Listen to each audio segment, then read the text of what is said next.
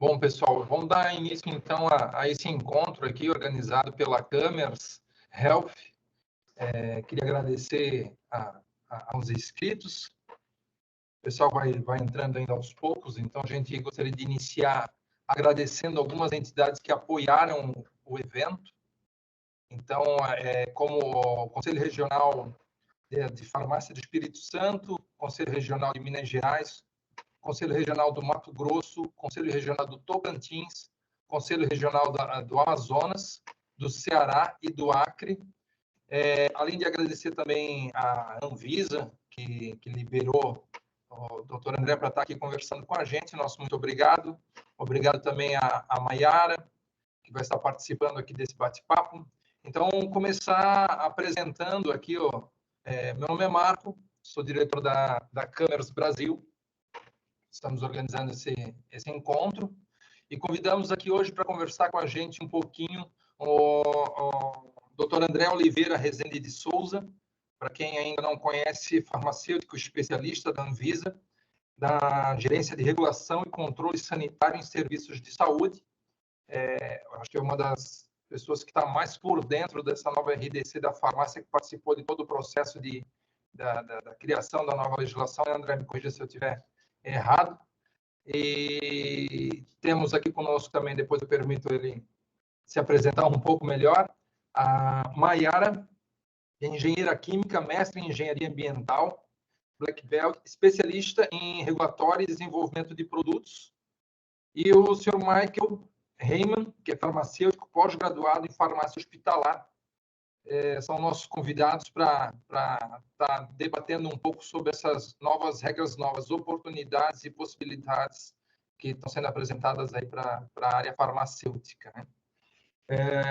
A Camers Brasil atua há mais de 15 anos aí na área de comércio internacional e produtos hospitalares e como colaboradora no ramo hospitalar, na área da saúde. É de nosso interesse, claro, trazer conhecimento e esclarecimentos para o segmento, para os profissionais da área. E vamos iniciar. O formato aqui vai ser bem à vontade, bem na conversa mesmo, para a gente tirar as principais dúvidas. Quem tiver alguma dúvida, a gente pede que faça através do chat. O Mário vai estar selecionando para nós, para ao final, então, a gente está selecionando conciliando as dúvidas ali, e a gente vai abrir uma parte no final, então, para estar respondendo dúvidas que surgirem durante a talk. Desejo a todos um bom evento. Obrigado mais uma vez aos inscritos. E eu queria começar perguntando para a Maiara, na opinião dela, qual foi o motivo, por que hoje, qual é um dos principais motivos da gente estar aqui hoje se reunindo, falando desse assunto a respeito, fazendo esse toque farmacêutico? Maiara? Boa tarde a todos. Na verdade, o que acontece? A gente veio recebendo muitas consultas, né, nessa prestação de serviço e comercialização aí dos testes de triagem nas farmácias, e aí a gente teve muitas dúvidas do setor, né? Então, principalmente porque a Anvisa lançou essa RDC 786 de 2023, então é RDC bem recente, do ano passado, em agosto ali. Tivemos já uma alteração ali com a 824, com alguns itens, mas como esse serviço ele é optativo ao estabelecimento, então acabou que a gente realmente percebeu, vamos fazer uma conversa para a gente entender um pouquinho mais como que a gente pode ajudar, né, as farmácias nesse processo. Perfeito, perfeito. E, Michael, o que na tua opinião justifica, porque existe muito questionamento a respeito da pertinência da realização desses testes, que é o que trata, né, a 786, que traz agora essa possibilidade de fazer uma gama enorme de testes nas farmácias. O que justifica essa virada de conceito de levar agora também essa alçada para as farmácias, não só laboratórios ou hospitais como era no passado? Olá, boa tarde a todos, né? Não, primeiramente, né, esse avanço aí foi muito pertinente para as farmácias, né? Até porque com o intuito do Covid, que teve toda essa movimentação, isso eu acho que, conforme o André vai falar posteriormente, e a gente vai na conversa evoluindo essa questão, né? É um avanço para as farmácias ter essa liberação e tudo mais, até porque com o advindo do Covid ali, viu-se que é um estabelecimento que pode prestar essa assistência às empresas, né? Auxiliando o sistema de saúde e todos buscam na farmácia essa vinculação, né? E forma que acaba subsidiando todo o sistema de saúde, ampliando esse leque de opções que a população pode ter acesso, né? E favorece bastante, principalmente o usuário, que esse é o foco de todo esse envolvimento da Anvisa, de todo o sistema de saúde o foco é o usuário. Então, aonde o usuário puder ter uma facilidade de acesso, melhor atendimento, né? Atendimento profissional, né? Porque é estabelecido que é o profissional que vai atender esse cliente, esse paciente nessa unidade. Então, nesse sentido, eu creio que vai ser uma ótima virtualização e acesso das pessoas nesse sentido. André, e sobre a ótica da Anvisa, o que chamou a atenção do órgão para isso? Qual é a visão de dentro da Anvisa? Eu sei que você aqui não está representando oficialmente a Anvisa até quiser contar um pouquinho da história que você passou até chegarmos aqui hoje e como é que é a visão da Anvisa sobre essa nova realidade na área da saúde brasileira. Tudo bom, boa tarde a todos. Então, na verdade, foi um crescente, né? Eu acho que o Michael foi muito feliz agora a relembrar a Covid. A Covid foi o grande diferencial. A bem dizer a verdade, a gente já tinha uma ideia, mas ainda muito incipiente, de tentar abrir a realização dos testes, dos exames, para outros serviços, fugir do laboratório clínico, minto, até o termo não é nem correto, fugir, né? Mas aumentar o leque de execução dos exames para além do laboratório clínico. Essa ideia já estava sendo trabalhada de uma maneira ou outra dentro da casa, mas era muito, muito incipiente. E fomos atropelados pela Covid. A pandemia nos obrigou a ter uma resposta rápida. A resposta rápida que nós, dentro de uma lógica sanitária, enxergamos foi o aumento da capilaridade da execução dos testes. E onde poderia ser feito? Se no serviço de saúde no comum já tinha um respaldo para tanto os hospitais, as UBSs, as UPAs, onde mais a gente poderia aumentar essa capilaridade? Enxergamos as farmácias. A Lei 14.021 trouxe esse novo status, novo não, né? Um novo antigo status de estabelecimento de saúde para as farmácias. São 80 mil, eu sei, os números não são uniformes, né, quando você procura nos bancos de dados, mas algo próximo a 80 mil contra 20 mil de laboratórios. Somando esses dois enormes públicos, a gente chega a 100 mil pontos de realização de exames. E justificou a nossa ação, a publicação da RDC 377. A RDC 377 foi só para a pandemia, mas quando terminou a pandemia, a gente começou a avaliar os ganhos e percebemos que foram enormes. Aumentar a capilaridade, aumentar a possibilidade, e aí novamente eu cito o Michael, feliz que ele foi ao falar que nosso objetivo é atingir o cidadão. Percebemos que o cidadão utilizou muito a ferramenta de farmácia executando exames. E, bom, beleza, passamos a pandemia, precisamos regulamentar isso de uma maneira mais robusta, agora que já não temos mais o susto, a urgência, a premência da pandemia, e daí começamos a discutir. Veio a CP, a Consulta Pública 912, está fazendo alguns testes, a gente evoluiu e acabou culminando na RDC 786. Então, é isso. Foi uma evolução motivada pelo Covid, motivada por outros fatores. O somatório resultou nessa nova norma com uma abrangência bem grande, alcançando não somente as farmácias, também os consultórios isolados, né? Então, eu acho que esse foi mais ou menos o histórico aí dessa nossa construção. Perfeito, perfeito. É a necessidade criando movimento, né? Perfeito. E Michael, uma coisa que normalmente perguntam muito para a gente é que quais são os testes que podem ser feitos em farmácia? Podia dar uma ideia para a gente?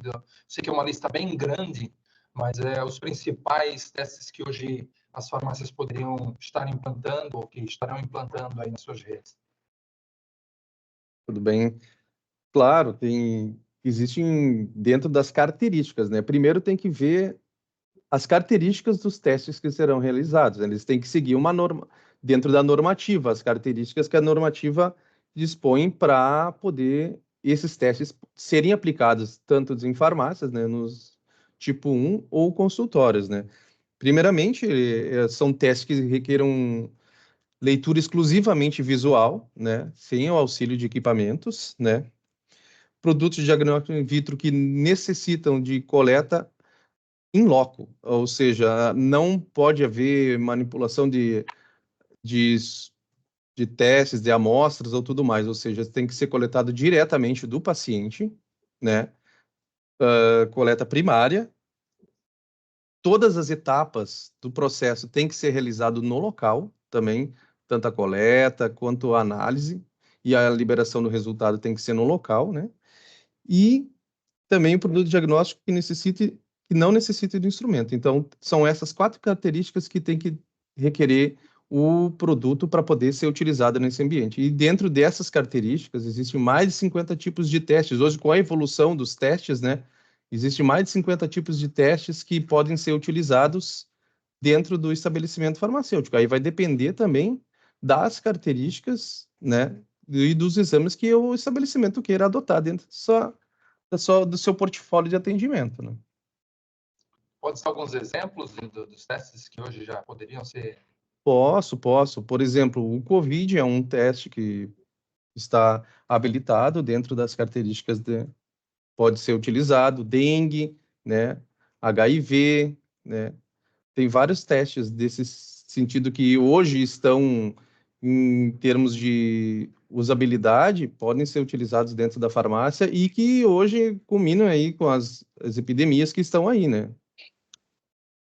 Maiara, sei que você tem bastante conhecimento na parte técnica, se aprofundou bastante na nova RDC, na legislação, e uma dúvida também que é bastante recorrente é referente à estrutura física das farmácias, né? Como é que isso se dá? Precisa mudar muito? Eu preciso reformar minha farmácia inteira? Como é que é na prática hoje entre o que a gente encontra no mercado e o que a Anvisa vem solicitar para poder estar aplicando isso? E uma pergunta adicional, aquele que a gente já está bastante acostumado, que é os exames de sangue, de extrair sangue, esse não pode ir na farmácia, correto? E lá não vai ter, não são aqueles exames de venoso, né, pelo sangue ali, não. Não, Na verdade, ali é um complementando ali o que o Michael estava falando, e o André até pode me corrigir, né? Mas ali, eles só podem, na verdade, fazer testes que a gente já tem um autodiagnóstico ali na hora, não vai precisar fazer um tipo de uma análise mais minuciosa. Por exemplo, um exame de sangue que vai para um laboratório, que tem que fazer análise do sangue, então isso não pode ser feito, né? Daí hoje se classifica com outro tipo de serviço, tá? As farmácias que já possuem um espaço, que já, né, fazem a aplicação dos injetáveis, elas podem utilizar essa sala para compartilhamento do serviço, só que deve ser obrigada a ter uma recepção separada dessa sala de exame, e tem alguns itens obrigatórios ali no artigo 21, 22 da RDC, como tamanho, o que é obrigada de itens, assim, internamente, né? Para, obviamente, garantir a privacidade e o conforto da pessoa que vai fazer esse exame, né? Como normal se a gente fosse fazer um exame num laboratório, só que a farmácia tem que permitir um espaço adequado para essa pessoa fazer bem certinho o exame, tá? Mas aí ali na RDC ele fala bem certinho o que é necessário. Se a pessoa tem um espaço, com certeza ela vai conseguir utilizar, vai conseguir adaptar ali, bem tranquilo nessa parte. Beleza, maravilha. André, essa vai para ti. Outra pergunta que fazem bastante é referente à questão de laboratório de apoio, porque existe aí uma sistemática de trabalho que algumas instituições utilizam e que, dependendo do tipo de exame, é necessário ter um laboratório de apoio para dar o diagnóstico, né, para trabalhar essas amostras. Essa gama de testes que vem com essa RDC necessitam também? Como é que se dá na prática isso? Então, vamos lá. É que, na verdade, a RDC, ela trabalha, o Michael fez uma boa introdução, ela trabalha com características, ela não trabalha com tipos de testes. Então, eu posso ter testes, por exemplo, como o Michael citou o HIV, vamos lá, eu posso ter testes, exames de HIV que possuem características que podem ser executadas em farmácias e outros não. Então, não é pelo tipo de material, o tipo de teste, é sim pela característica que o equipamento, que o instrumento apresenta. A questão do laboratório de apoio. Então, dito isso, porque há uma costura a ser feita. O laboratório de apoio, ele na verdade, eu estou tentando ajustar as nomenclaturas. Laboratório de apoio é uma nomenclatura utilizada única e exclusivamente para outros laboratórios. Ela não existe laboratório de apoio para farmácia, não existe laboratório de apoio para consultório isolado. Ele é para outros laboratórios, um apoiando o outro. Porém, a lógica que você está construindo é verdade, muita gente trabalha com essa nomenclatura um pouco mais ampla do que ela está prevista na RDC, mas são os laboratórios supervisores, são aqueles laboratórios que vão fazer a supervisão do serviço do ST1, da farmácia e do consultório. A função desse serviço, desse laboratório, ele é permitir que a farmácia vá um pouquinho além do que ela pode fazer naturalmente. Então, vou tentar resumir de uma maneira um pouquinho mais clara. Eu sei que a norma é complexa e às vezes, traz um certo confundimento. Nós teremos dois tipos de farmácias. Eu vou falar só de farmácia aqui, que eu acho que é nosso público-alvo, mas quando eu falar ST1 ou farmácia, pensem que ela também é aplicável ao consultório isolado. Eu tenho a farmácia pura, que pode realizar o EAC, que pode realizar o exame de análises clínicas, independente de ter uma relação a um laboratório clínico ou laboratório de anatomia patológica. E temos um segundo tipo de farmácia, que é aquela que vai poder fazer os mesmos exames que a primeira e um pouquinho mais, que vai precisar, que vai demandar dessa supervisão de um ST3. Essas condições, elas estão previstas no artigo 9º e no artigo 10. O artigo 10, se vocês olharem da norma, ela vem no primeiro parágrafo trazendo a exceção. Ela te dá uma liberdade a mais para as farmácias, em relação ao inciso 1 do artigo 10, que é aquele instrumento para leitura, interpretação e visualização dos resultados. Ela permite que as farmácias façam quando houver esse contrato de supervisão com a ST3. Então, eu sei que eu falando e lendo a norma nunca é tão claro, eu fico aqui à disposição da gente aprofundar e tentar esmiuçar um pouco mais, mas, em essência, a farmácia pode trabalhar sozinha? Pode. Pode realizar EAC sozinho? Pode, sem problema algum. Se ela quiser utilizar também instrumentos que requeram a leitura, interpretação e visualização por outros instrumentos, aí ela tem que ter uma supervisão de um laboratório clínico ou laboratório de anatomia patológica. Não sei se eu consegui ser claro. Eu estou fazendo o papel do leigo aqui, como sou e admin, e vou buscar com vocês, profissionais especialistas, o entendimento da forma mais pouco legal ou técnica, né?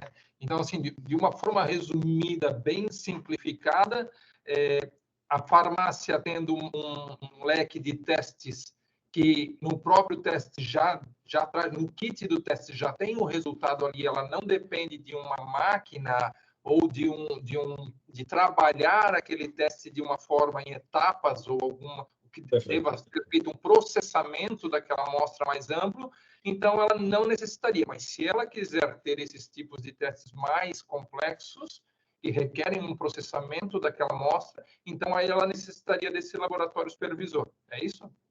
Algo mais ou menos assim, não é necessariamente vinculado ao processamento. Como bem, de novo, o Michael, eu estou usando muito ele, que ele foi muito feliz nas posições. como são características, uma delas não é necessariamente processamento, uma delas é todas as etapas, todas as fases do processo operacional, pré-analítico, analítico, pós-analítico, eles têm que ser realizados em loco. Eu não posso ter nada realizado fora. Sendo Certo. muito ou pouco processamento, para nós não importa. O que importa é tudo foi realizado ali dentro.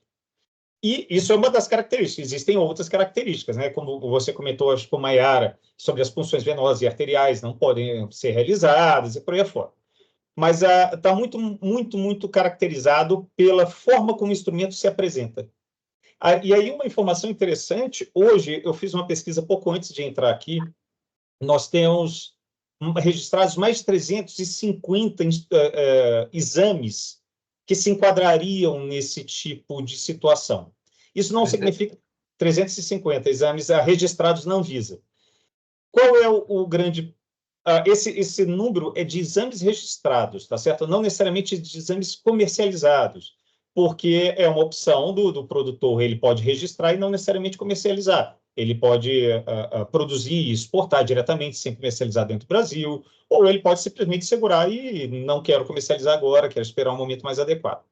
Então, eu não sei quantos estão sendo comercializados, mas registrados são mais de 300. Beleza, maravilha. Michael, aqui a gente vai abordar um pouco a parte técnica, né, da operação, parte legal, parte científica, mas também pelo portfólio dos nossos convidados, né, que é direcionado, como o André falou, o pessoal da área farmacêutica hoje, que a gente está conversando, de que forma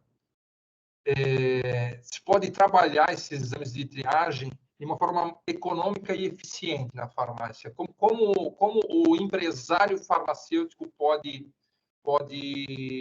ver vantagem e buscar e ter interesse nesse segmento? Primeiramente, ele deve avaliar bem o mercado que ele vai trabalhar, né? Como o Brasil é um país muito grande e tem uma variabilidade de mercado muito grande, né? Por exemplo, exames que são solicitados numa região nem necessariamente são solicitados noutra. Então tem que fazer essa prévia, essa pesquisa de mercado mesmo, e isso aí não é uma coisa que se diga, aqui, ó, indique para a pessoa, vai nesse que vai... Não, ele tem que avaliar bem certinho o mercado dele, né? E tendo deposta essa avaliação, ele vai ver quais que ele vai dar prioridade, porque sempre a gente começa pequeno, começa com passos firmes pequeno para não ter, porque vai ter que fazer várias avaliações nisso aí, toda a documentação necessária, ele vai precisar fazer vários processos para poder regularizar esse exame dentro do serviço dele. Então, se for muitos exames que ele queira trabalhar, é um trabalho bem minucioso e bastante moroso, no sentido de adequar todo esse processo, né? Todas as documentações necessárias para cada exame, para ele poder estar oferecendo esse serviço, né? Porque é um serviço farmacêutico que está sendo oferecido, né? O profissional também tem que estar adequado, instruído e tendo das capacidades dele poder prestar esse serviço da melhor qualidade possível, né? Então, é um ponto que se deve avaliar nesse quesito, né? O segundo é com relação à estrutura física. Ele tem que avaliar também se toda essa quantidade de exames, a clientela que vai vir e coisa, se a estrutura dele adequa a trabalhar com uma variedade grande de exames que vai ter uma procura, quem sabe, elevada, e se ele vai conseguir dar conta de suprir toda a demanda que ele está se propondo a fazer, né? E os profissionais também, como diz, dependendo da demanda, ele não vai conseguir ter um só profissional que vai realizar tudo, ele vai ter que ter 2, 3. Então, tudo tem que ser dimensionado às características de cada local, né? Outra coisa importante é opcional, mas é importante, é um sistema de laudos e um sistema informatizado que facilite esse processo para ele também, né?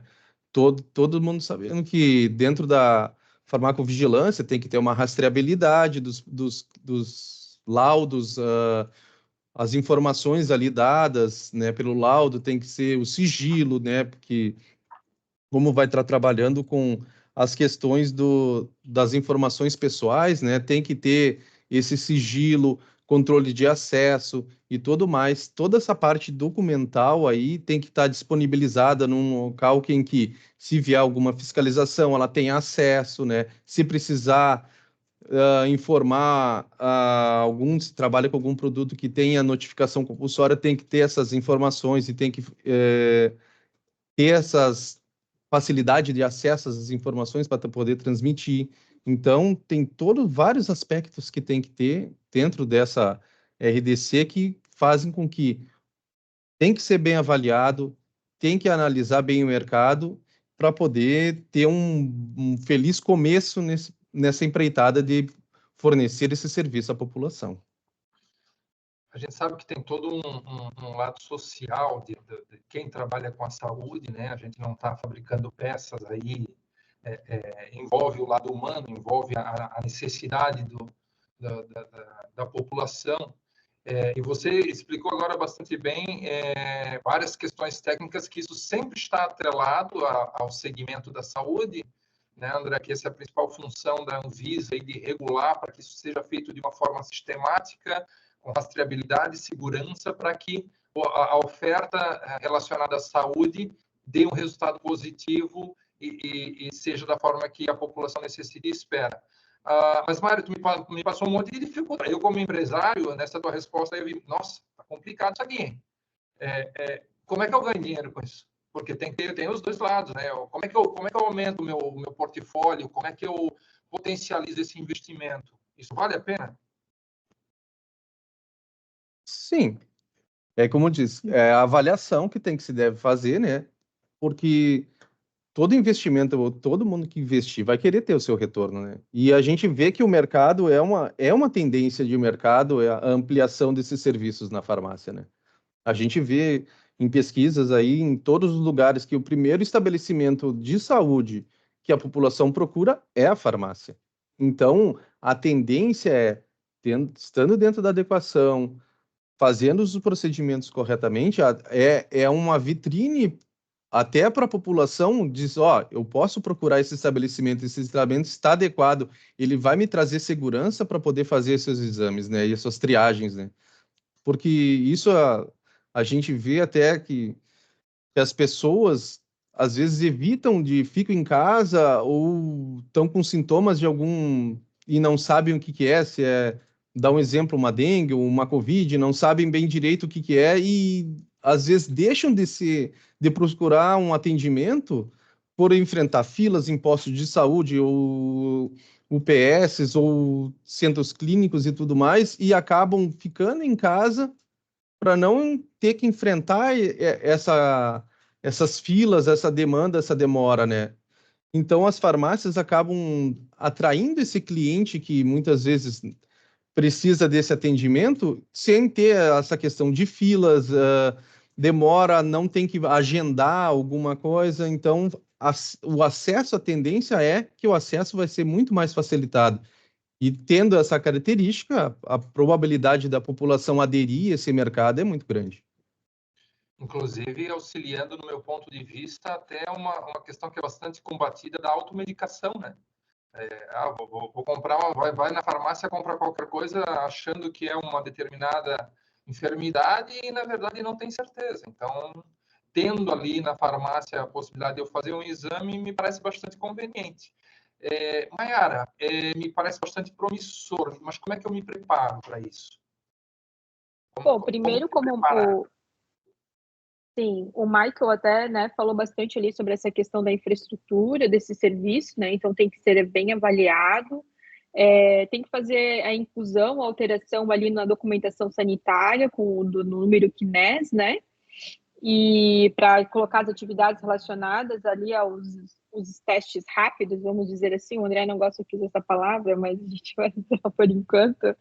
Ter um RT, geralmente as farmácias já têm um RT, né? Mas tem que ter um RT ali habilitado, ele tem que estar presente ali. Programa de gestão de produtos, programa de garantia da qualidade, de gestão de resíduos, gerenciamento de riscos nos processos, sugestão de instrução, programa de educação continuada, um sistema informatizado, né? Para promover o serviço, que tem que respeitar ali as leis, né? LGPD, E claro, né, a gente também tem que ter um parceiro, um distribuidor bom aí para atender a demanda com bastante qualidade. Então, o parceiro aí você já tem. Opa, agora é hora de eu fazer um parênteses para vender o nosso peixe, então. Sim, com certeza.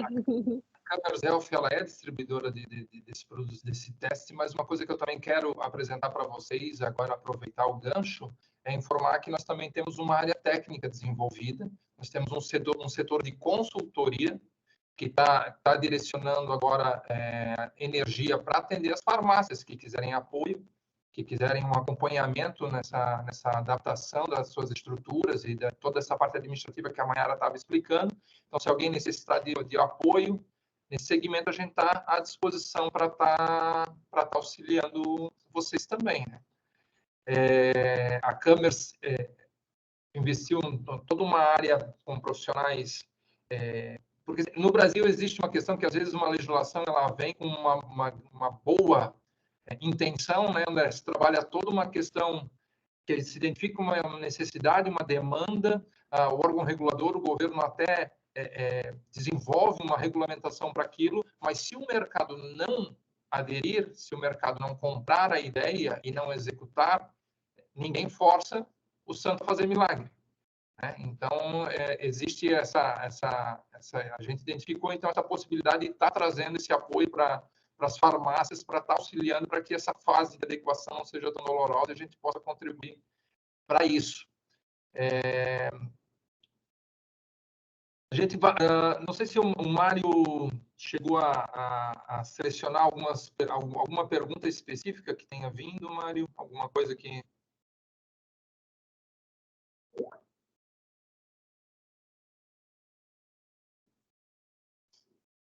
Então, tá, a gente tem uma pergunta da Ana Paula. Essas perguntas eu deixo aberto a quem se sentir confortável. André, se quiser colaborar também, por favor. Em relação aos laudos, o RT do estabelecimento pode laudar? Como é que funciona isso? Pode. Em essência, a gente pede um profissional legalmente habilitado de nível superior. Tradução, o RT, ele cumpre esse requisito. Para ser RT, ele tem que cumprir esse requisito. Ele pode laudar? Pode, não há problema nenhum. Algum outro profissional também pode? Está liberado. O que ele precisa é estar ativo junto ao conselho. A gente não pede adimplência, a gente pede estar ativo junto ao conselho. Ele vai poder laudar com tranquilidade, tá certo? Eu vi uma segunda pergunta, se você quiser, eu já posso adiantar também, Marco. Qual KINAI deve ser incluído? O KINAI, por que eu puxei para o KINAI? O KINAI é uma situação um pouco mais complexa. O KINAI, ele é o cadastro, ou, na verdade, Classificação Nacional de Atividades Econômicas, ele é do IBGE, ele é do CONCLA, né? Ele não é da Anvisa, ele não é do Sistema Nacional de Vigilância Sanitária. Então, e é uma decisão de qual KINAI assumir, não é uma decisão da Vigilância Sanitária local. A gente tem um número de KINAI, a gente sugere que seja utilizado o mesmo KINAI de laboratórios clínicos. Há uma lógica construída, se vocês quiserem até eu posso apresentar aqui em algum momento, eu só acho aqui rapidinho, mas há uma lógica construída nessa sugestão da Anvisa, mas não há obrigatoriedade. Eu sei de vigilâncias sanitárias locais que estão trabalhando com KINAI de serviços farmacêuticos. Está correto? Não tem certo nem errado. Então, sim, é válido se seguir o regramento local. Tá? Então, é isso. Nós temos um KINAI sugerido, há uma lógica construída, mas não necessariamente ele vai ser seguido por toda a vigilância sanitária local. Tá bom? Perfeito. Só complementando aqui, o KINAI sugerido é o 8642/02? Seria esse? 2/02, isso. 01 é anatomia patológica, né? 02 é laboratório, isso. Eu até vou escrever ali no chat para eles anotarem certinho ali, caso, né, alguém tenha interesse. Perfeito, maravilha. É só uma sugestão, viu? Repetindo, a Visa local tem o direito de optar pelo KINAI que ela achar mais interessante. Maravilha. Eu vou seguir com as perguntas aqui, aproveitar esse tempo que a gente ainda tem para focar nas perguntas, mas se vocês lembrarem de alguma coisa pertinente, importante que queiram comentar na pauta, fiquem à vontade. Temos aqui uma pergunta Da Célia. Para farmácias que utilizam testes que não necessitam de equipamentos para leitura e interpretação dos resultados, como vai funcionar o controle de qualidade interno e externo? Elas precisam contratar um laboratório de proficiência, que é aquilo que a gente está falando, laboratório, né? Sim, na verdade, vou trabalhar com os dois em separado, tá? O SIC e o SEC. O SIC é o controle interno e o SEC é o controle externo da qualidade. SEC é tranquilo, vocês vão procurar um provedor de ensaio de proficiência, vão fazer o acordo comercial que vocês tiverem que fazer com ele acerca da execução desse teste. O SEC, ele é voltado para exatidão, eles não substitui ou não é substituído pelo SIC, tá certo? Um avalia precisão do sistema analítico, o outro avalia exatidão do sistema analítico. Então, são independentes e os dois têm que ser executados. Eu já estou adiantando caso alguém pergunte. Se quiser, a gente até debate um pouquinho mais sobre isso também, fiquem à vontade. Mas então é isso, o SEC você vai procurar um provedor e vai seguir a execução. Normalmente, o SEC ele utiliza uma temporalidade um pouco maior, de 4 em 4 meses, 6 em 6 meses, 8 em 8 meses, a depender dos testes, a depender dos parâmetros técnicos utilizados. O SIC não, o SIC ele é mais a miúde, o SIC, o controle interno, ele avalia a precisão do seu sistema analítico. Qual é a função do SIC? A função dele é saber se na rotina a coisa está andando bem. Em miúdos é isso. Significa que ele vai além do teste do instrumento propriamente dito. Ele avalia se o usuário está sabendo realizar o teste. Ele traz indícios de uma série de outras situações que não somente o teste. Por exemplo, ele fala que ele pode indicar um problema na guarda desse teste, ele pode indicar problemas no uso, problemas de umidade, problemas de temperatura, uma série de problemas associados, caso ele acuse uma falha, um problema. Por isso que a gente associa a precisão. SIC, em farmácia, vai ser aplicado, assim como o SEC, aplicado a todos os exames realizados. Rede de farmácia, aplicável a todos os exames realizados e a todas as unidades que realizarem. Tá ok? Então, não há... A sede fez, as filiais também podem utilizar aquele SIC? Não, não podem. Elas vão ter que fazer diferentes, porque elas apresentam parâmetros diferentes, usuários diferentes, a umidade, tudo isso que eu falei aqui diferentes. O SIC ele vai poder ser realizado de duas formas.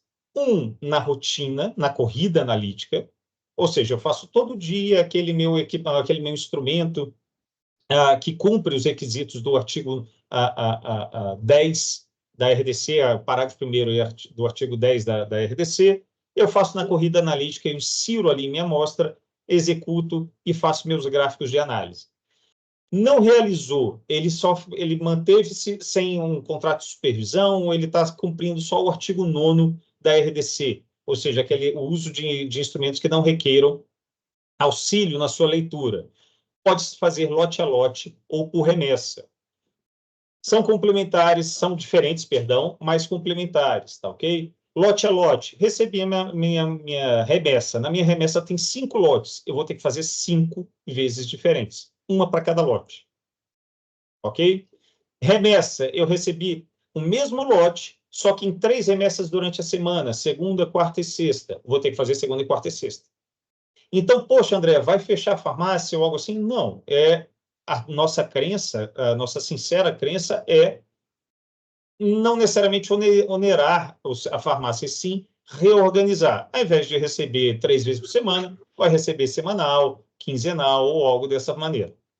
Então, é isso. É tentar enxergar uma nova forma de trabalhar, algo que também é novo, né? Não existia até antes da pandemia. Então, estamos agora tentando ajustar essa nova modalidade de serviço farmacêutico em farmácias. Ok? Eu acho que eu respondi. Se tiver alguma outra dúvida... A Ana Paula pergunta, que eu acho que vem no segmento do que tu estavas comentando, André, quanto à necessidade de notificar exame. Existe essa obrigação da farmácia? Sim, existe. Eu recebo toneladas de questões, vocês não conseguem imaginar como a demanda está grande dentro da Anvisa. Perguntando sobre a obrigatoriedade de notificação associada ao ser um teste de triagem. um exame de triagem. Então, eu vou separar essa resposta, eu acho que foi Eleuba, desculpa, Eleuba, desculpa, eu não sei se a pronúncia é essa, Eleuba? Obrigado, eu vi seu rostinho meneando, então eu agradeço. Depois você me, por favor, esclareça o que você gostaria que eu repetisse também, tá? Mas então, notificação. A notificação, ela é obrigatória. Poxa, André, mas e por ser teste de triagem? Então, vamos com calma. Estou falando de farmácia. Farmácia, quem está lá dentro é o profissional previsto na 5991, na 14021, ou seja, é o profissional farmacêutico. Farmacêutico, por si só, ele não faz diagnóstico. Ele não tem essa competência. No dia que isso mudar, a gente vai rever esse artigo. Não há diagnóstico, não há diagnóstico que seja realizado em farmácia. André, mas espera lá, não estou entendendo. Significa que há uma diferença entre o profissional? Vocês estão enxergando diferença entre profissional, mas não diferença entre os exames? Sim. Os exames realizados em farmácia, eles podem ser os mesmos realizados em um laboratório. Não há diferença nenhuma. Nenhum desses serviços faz diagnóstico. Quem faz diagnóstico é o profissional envolvido. O que a gente trouxe aqui na RDC foi uma ratificação de que nada sai como diagnóstico da farmácia, porque não pelo exame, mas sim pelo profissional que lá trabalha. Ok? Então, vou tentar traçar uma distinção. Pensem no teste A. Esse teste A, realizado na farmácia, quem realizou foi o farmacêutico. Não há diagnóstico. Há um laudo sem diagnóstico. Esse mesmo teste A, realizado num consultório médico, se o médico fez, ele pode diagnosticar. Por quê? Porque é competência deste profissional. Tá certo? Mesmo sendo o mesmo teste. Então, entendam que a triagem não é relacionada aos tipos de exames, e sim ao profissional que está realizando. Ok? Perfeito. Não sei se eu fui claro. Perfeito. E eu tenho uma pergunta aqui que eu acho que tem agora. Vamos depois manda a fatura, André. Tranquilo.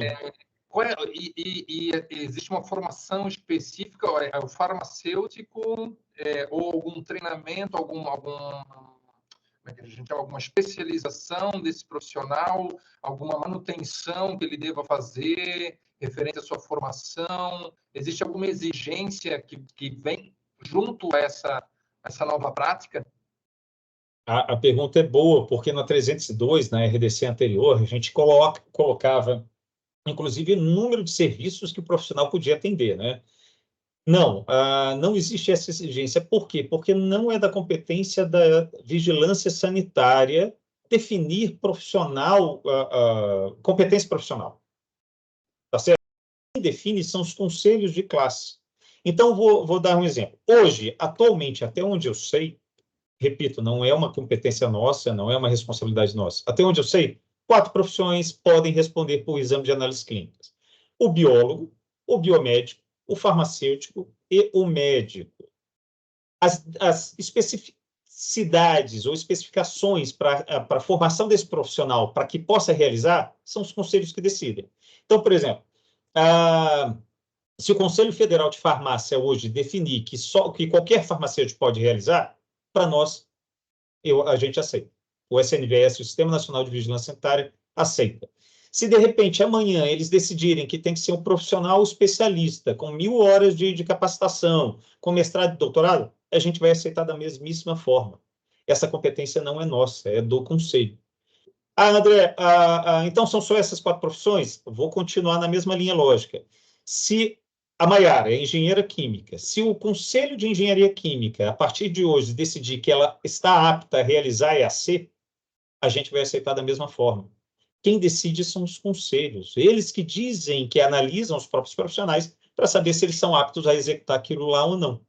Tá ok? Então, é isso. Não é uma decisão nossa, não é uma avaliação nossa, e atualmente creio eu que são essas 4 profissões que estão podendo realizar essa. Uma pergunta minha. Esse profissional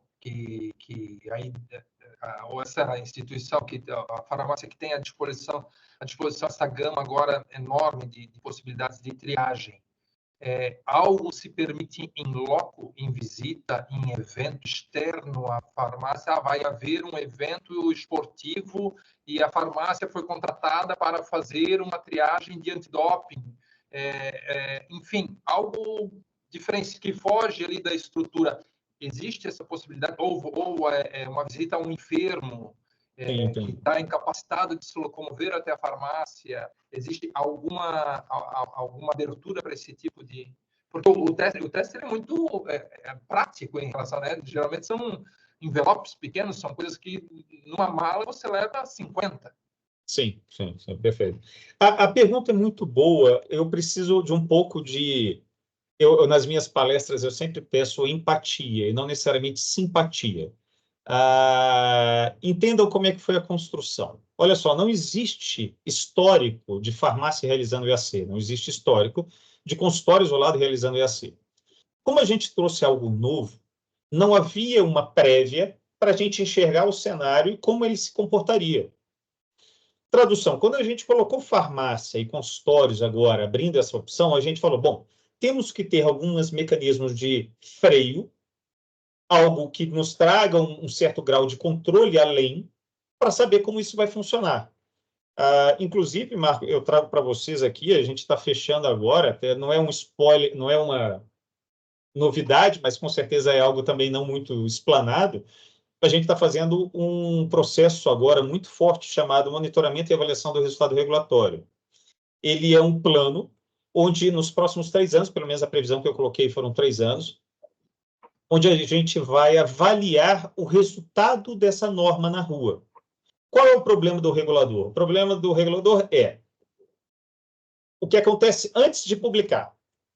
Eu não sei como é que é um cenário, eu não sei como é que vai sair aquele nível normativo. Então, eu faço uma avaliação prévia à publicação de uma norma. Quando eu publico, eu também tenho que fazer uma avaliação posterior. Eu alcancei os meus objetivos regulatórios, eu fui aonde eu deveria ir, faltou alguma coisa, os artigos foram bem postos, tem alguma coisa que não está funcionando. E é esse momento que a gente está agora. A gente está fazendo esse plano de monitoramento e avaliação do resultado regulatório, onde a gente vai fazer uma série de questionamentos, uma série de acompanhamentos para saber como essa norma está saindo. Por que isso é especial para essa norma? Porque a gente nunca testou farmácia realizando teste. Nunca testou consultório realizando exame. Agora a gente tem que saber como isso está acontecendo, se está acontecendo com qualidade, sem qualidade, quais são os artigos factíveis e os não factíveis. Então, agora voltando aqui na nossa linha lógica, para construir uma norma, a gente trabalha com linhas lógicas, com achômetros subsidiados, por assim dizer, tá certo? Eu estou sendo bem popular. Então, todas as definições que foram feitas para a farmácia foram construídas em cima de uma lógica.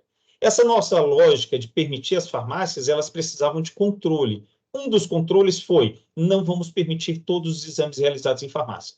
Vamos criar características de exames mais simples, como você falou, de mais fácil execução, porque a gente está testando um novo cenário. Se numa futura revisão, acabou o ARR, numa futura revisão a gente trouxe subsídios falando que, olha, deu tudo ok, a gente pode, inclusive, expandir os exames realizados nas farmácias, que, por enquanto, estão limitados pelo artigo 9º e artigo 10, mas futuramente a gente pode expandi-los. Não, deu tudo errado, a farmácia não conseguiu fazer, foi um setor que não recebeu bem esse tipo de serviço farmacêutico, a gente pode, inclusive, fazer o contrário, proibir. Mas até agora está tudo indo muito bem, a pandemia trouxe um cenário muito positivo, eu sou muito otimista, mas é óbvio que é uma construção, não é uma posição minha ou da Anvisa agora, é só um cenário que eu estou enxergando como positivo, mas a gente só vai saber ao final disso tudo. Então, em resumo, é isso. Esse cenário ele pode vir a expandir, ele pode vir a retrair, mas eu acho que vai ser mais positivo, viu, Marco? Eu acho mesmo que vai poder crescer. Por enquanto, a gente colocou essas travas, a limitação dada pelo artigo 9º e pelo artigo 10. Uhum. Michael, me esclarece uma coisa. Eu acredito que até para dar esse apoio que o André está falando, referente a colocar em prática tudo isso que agora é permitido, eu acho que o treinamento do profissional de balcão ele vai ser fundamental, né? E que tipo de amostras que são utilizadas nesses testes? Olá, são amostras primárias, né? As amostras primárias, ou seja, que não tenha processamento da amostra, coleta e faz o exame. né? Por exemplo, sangue capilar do dedo, né? Escarro, né? Saliva, né? Por exemplo, o pessoal confunde a amostra primária. Urina também, mas a urina está lá no artigo que está proibido, né? Nem fezes, né? Então, são amostras primárias que favorecem a utilização nesse tipo de dispositivo, né? Que é sangue capilar, né? Saliva, escarro. Então, são amostras primárias, né? Suave nasal, amostra nasal. Então, geralmente, dentro dos dispositivos que hoje tem aí, que podem ser utilizados dentro da norma, são essas amostras que se pode ser utilizada. Eu posso ajudar também? Por favor. Lembrando que agora, como um novo escopo da RDC, a gente trouxe os laboratórios de toxicologia. Então, toxicologia utiliza muita unha, muito pelo também. Então, são amostras primárias, como disse Michael, e que poderão ser utilizadas a depender dos exames, tá certo? Perfeito, perfeito. Vocês têm uma visão bem técnica e eu, como empresário, tento ver isso como uma questão de como transformar esses conceitos no negócio na prática. E aí aquela questão que eu levantei com o Michael ali, a questão do treinamento do farmacêutico, do balcão, né? Eu acho que isso vai ser muito importante para colocar em prática isso no dia a dia, porque um cliente que entra numa farmácia querendo já comprar um remédio, alguma coisa para uma enfermidade que ele não recebe a informação de que aquela farmácia tem determinadas opções ali de acordo com os sintomas que ele apresenta, ele vai comprar o remédio dele e vai embora, né? Então, eu acho que esse primeiro atendimento, Mayara, qual é a tua opinião sobre isso? Sim, eu acho que a gente tem que fazer um treinamento ali, como o Michael estava falando, o André também estava, né? Acho que talvez até divulgar, as farmácias podem divulgar esses serviços, sabe? Em rede social, enfim, até na própria farmácia, né? Ter esse espaço.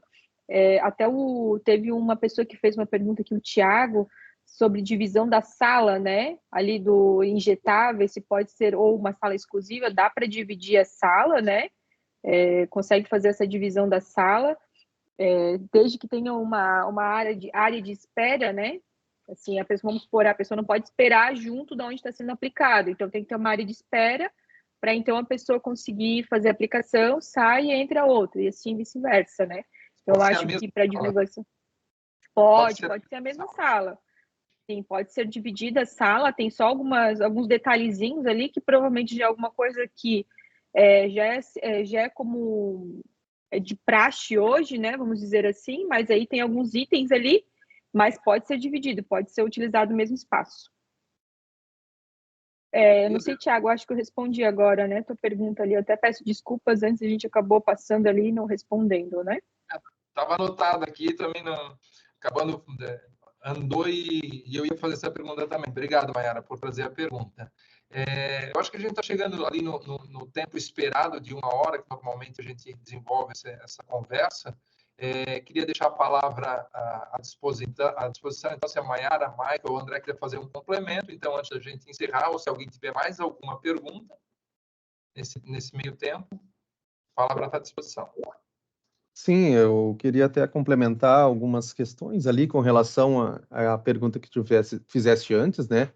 Que hoje, muitos conselhos, né, de farmácia estão disponibilizando cursos, eventos e tudo mais para capacitar esse profissional de forma gratuita, né?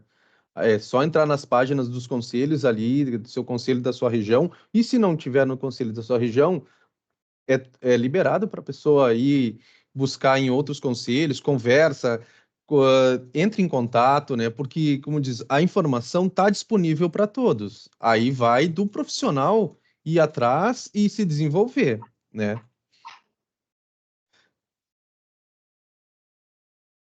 Eu queria complementar aqui também o raciocínio final do Marco, que a realização de EAC dentro da farmácia, novamente, é a posição da empatia, do que a gente pensou quando construímos a normativa.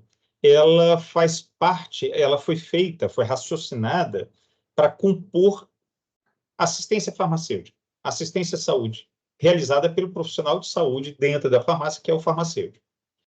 Então, fazer uma associação à venda do medicamento, eu não estou falando não a venda, não a comercialização, estou falando ao uso de medicamento pelo paciente, faz parte da prestação da assistência farmacêutica do profissional farmacêutico.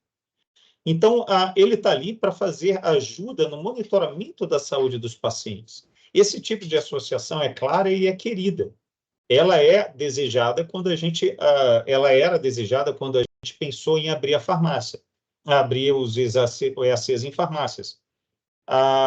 Eu fui farmacêutico de farmácia privada antes de entrar na Anvisa, e eu sei que a gente é extremamente questionado quando está num balcão, eu era de venda mesmo, quando a gente está no balcão, acerca do uso, acerca de como está a saúde do paciente, hipercolesterolemia, hiperglicemia, ou qualquer outra coisa assim. Os pacientes tinham muita dúvida de se enxergar a saúde, e a gente percebe que isso é um direito do paciente.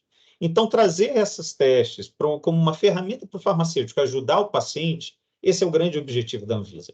É acessibilidade, mas também é qualidade de saúde, ao permitir que o farmacêutico apoie o enxergamento, apoie o paciente a se enxergar. Então, sim, o Marco, tentando apoiar aí a sua última frase, essa foi uma intenção da Anvisa forte, de aumentar a acessibilidade, mas trazer qualidade para a saúde das pessoas. Nem todo mundo vai ao médico, consegue encarar a fila do SUS para poder ser atendido. Trazer esse tipo de apoio nas farmácias, perfeito, Ana Paula até trouxe o acompanhamento farmacêutico, perfeito.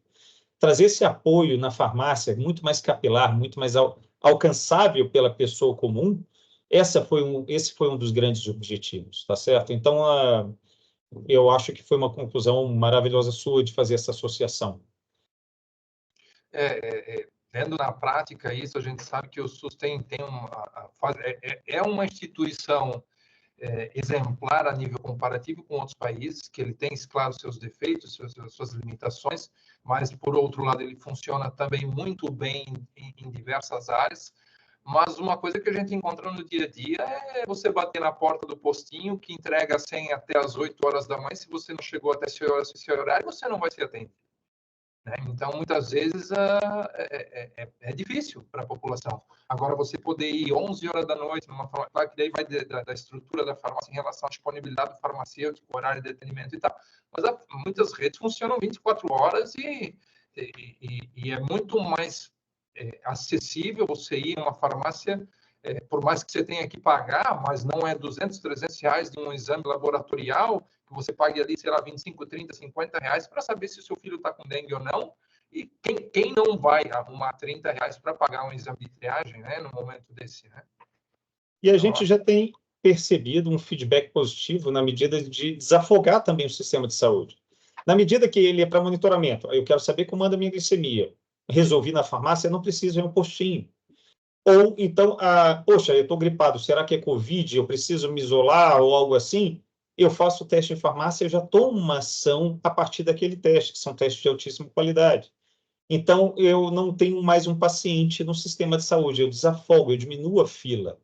Esse feedback a gente já está tendo do Ministério da Saúde, das secretarias do Ministério, e como eu falei, eu sou realmente bem otimista em relação ao cenário futuro, viu? Eu acho que a permanência dessa possibilidade para a farmácia me parece muito segura mesmo. Mas, novamente, é uma opinião minha, não sabemos, vamos avaliar primeiro.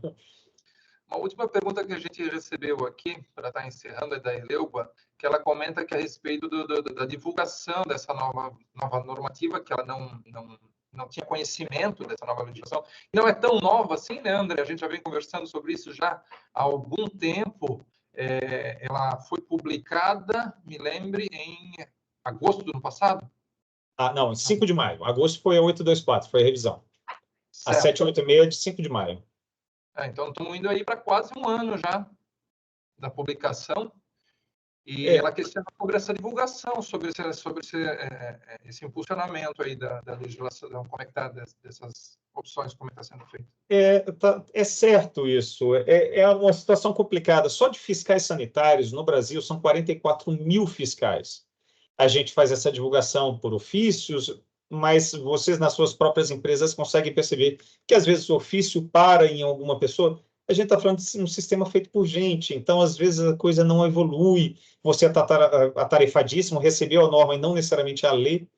Então, a divulgação é algo complexo. Como eu falei, só de farmácia são 80 mil.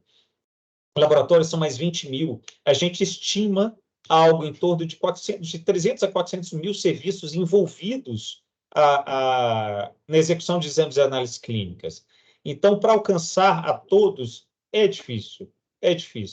Não é algo muito simples, mas eu juro que a gente está tentando se esforçando ao máximo, aumentar o conhecimento, a capilaridade no uso.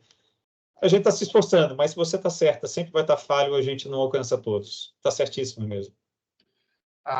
Então, gostaria de agradecer agora, encerrando, a Maiara. Muito obrigado, Maiara, as damas primeiro, pela participação, pela contribuição.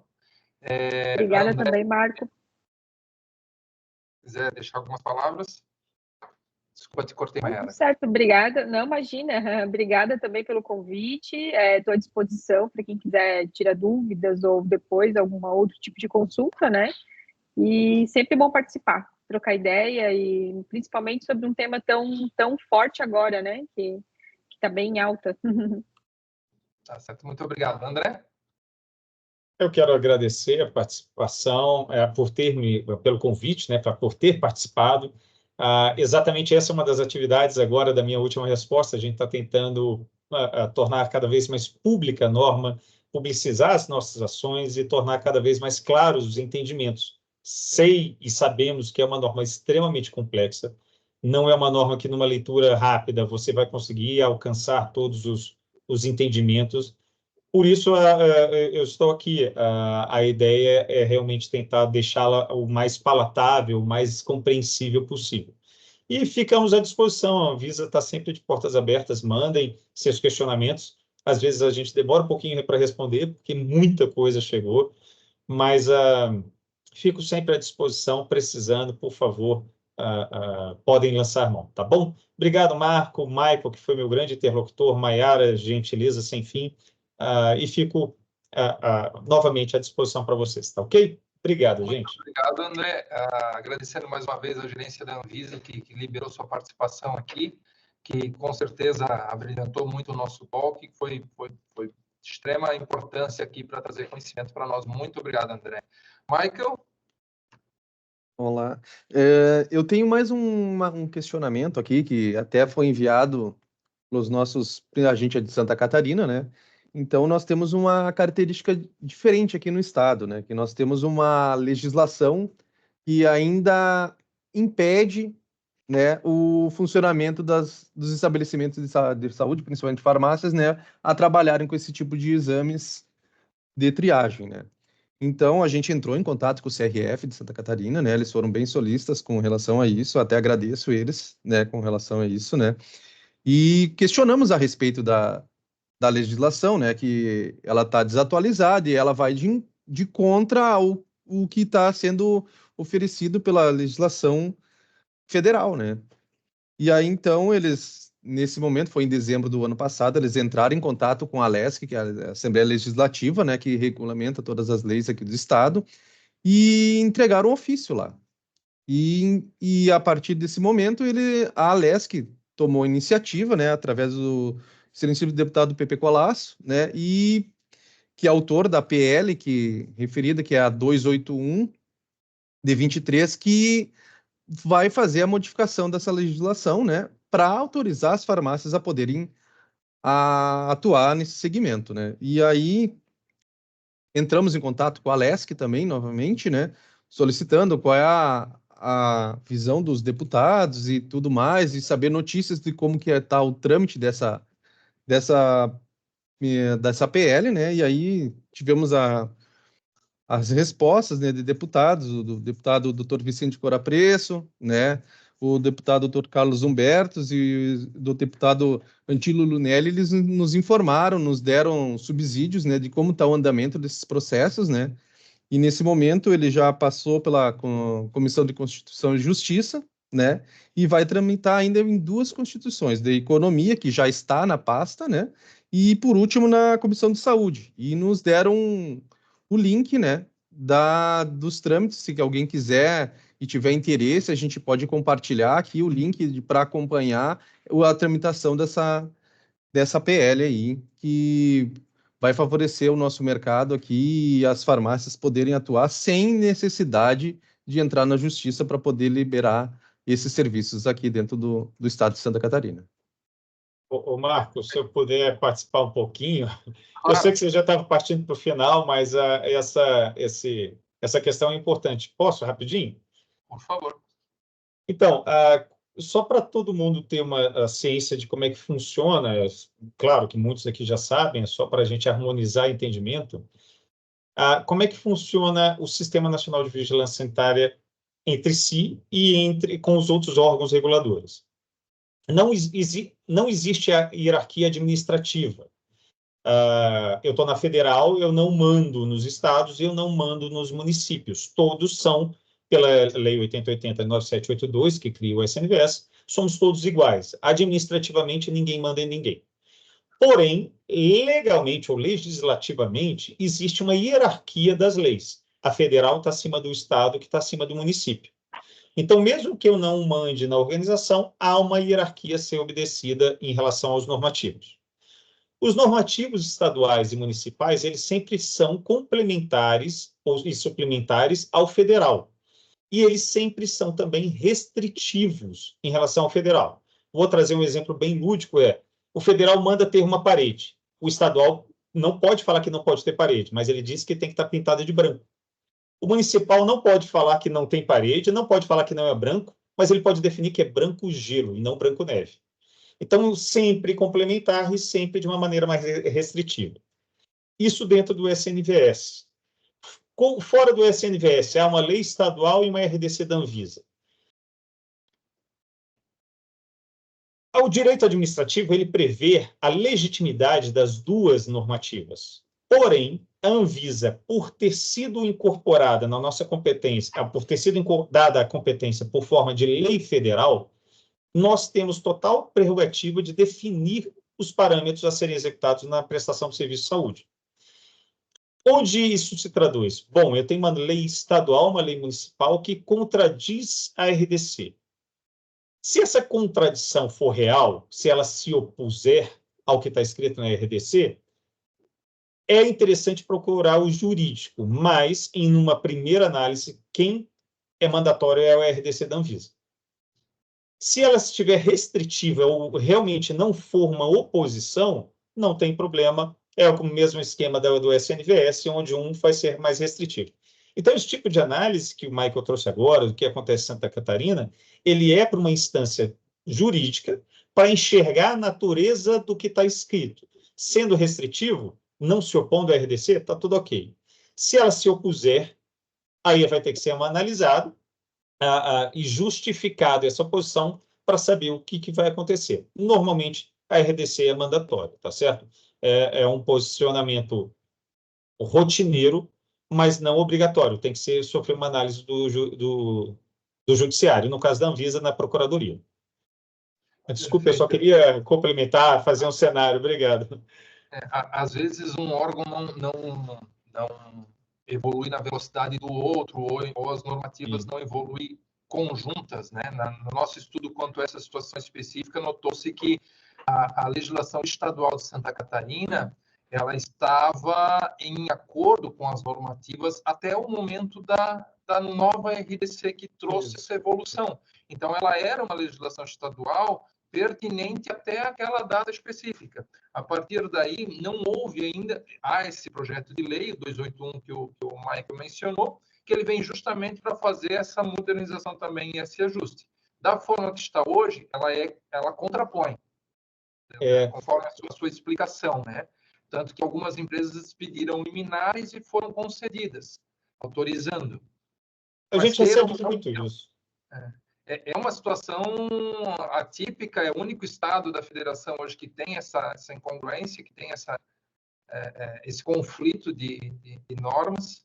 Não. Desculpa, Marco. A CVS 13 tem alguns problemas em São Paulo. Ontem eu respondi Criciúma também no estado de São Paulo. Então, são mais de 5.500 municípios no Brasil, 5.568, se não me falha a memória. Mas sempre vai ter um código sanitário local que vai se contrapor. Então, não se preocupe, Santa Catarina não é o único caso.